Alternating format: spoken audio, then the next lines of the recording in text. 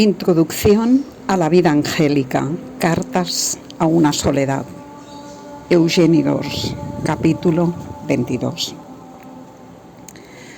Amiga mía, he aquí la nota previa que, por el estilo de las que redactan y hasta publican con el eureka todavía caliente, en guisa de prevención, inventores y descubridores científicos, todavía había sido escrita en octubre de 1926, cuando en un estudio de la calle Hermosilla de esta entonces corte se hizo clara aunamente la nueva teoría de los ángeles, a manera también de invención, descubrimiento, revelación, iluminación, hallazgo, o por el nombre no disputaremos, como quiera llamársele. La psicología tradicional venía entendiendo muy elementalmente la doctrina de la simplicidad, pero el mayor rigor de la concepción unitaria y simplista lo hallamos en Descartes. Dentro del cartesianismo, alma y conciencia se identifican del todo. Cada ser humano aparece dotado de un principio espiritual único, y este principio es precisamente tal principio espiritual porque es capaz del conocimiento de las propias operaciones. Hace un siglo, sin embargo, esta concepción comenzó a recibir rudos golpes. La gravedad de los mismos ha aumentado cada día. Proceden del hecho de haberse advertido por fin y estudiando con ahínco la existencia de todo un orden y departamento de vida espiritual, cuyo conocimiento escapa a la conciencia en virtud de encontrarse aquellos por debajo del dominio de ésta y fuera del alcance de sus luces.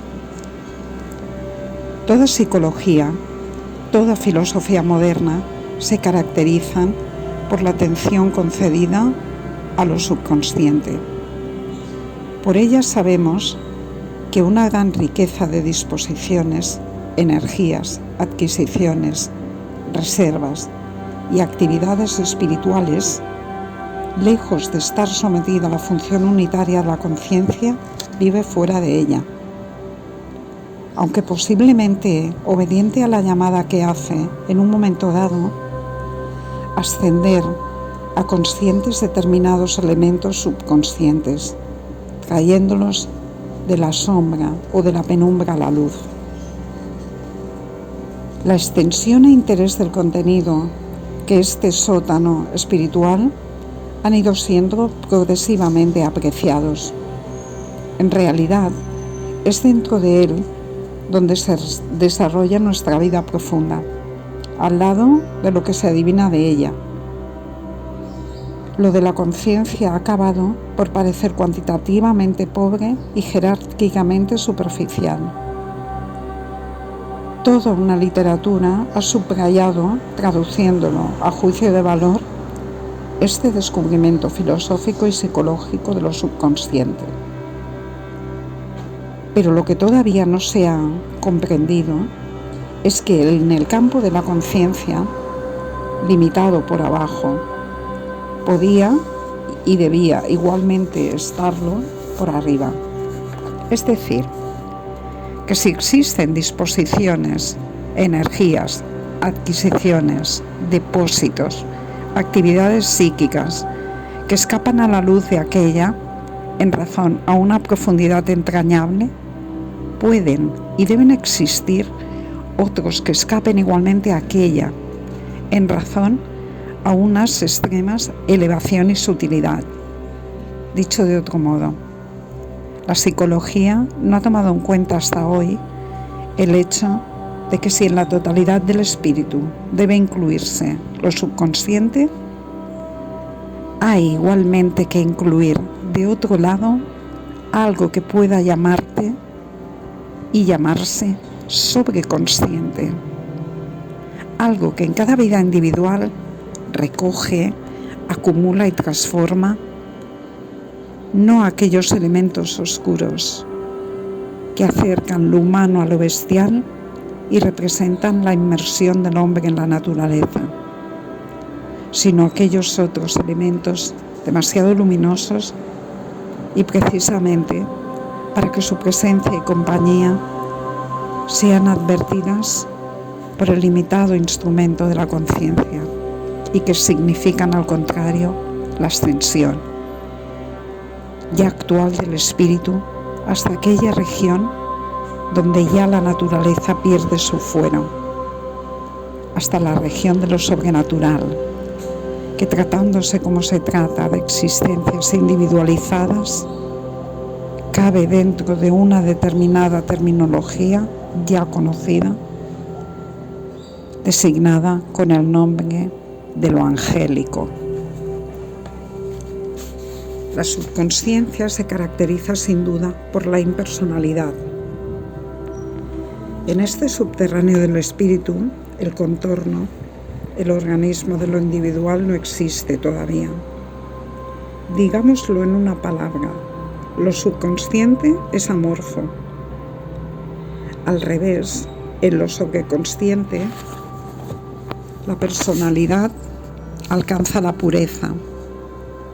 Se ha desprendido ya de la ganga de elementos informales o indecisos que soporta todavía el mundo de la conciencia, el mundo en que se desarrolla la parte anecdótica y enteramente conocida de nuestro existir particular.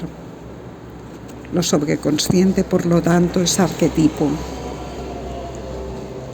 aunque no arquetipo genéricamente como lo ideal, sino solo individualmente. No, por ejemplo, el modelo de belleza femenina al cual debería hipotéticamente tender a parecerse todas las mujeres, incluso Helena,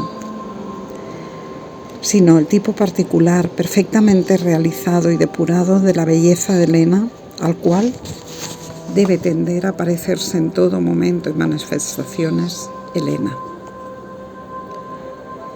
Añadamos aún que así como los elementos de la subconsciencia pueden ser llamados y ascendidos a la conciencia, del mismo modo pueden venir al campo de esta, descendiendo del empíreo elemento de la subconsciencia.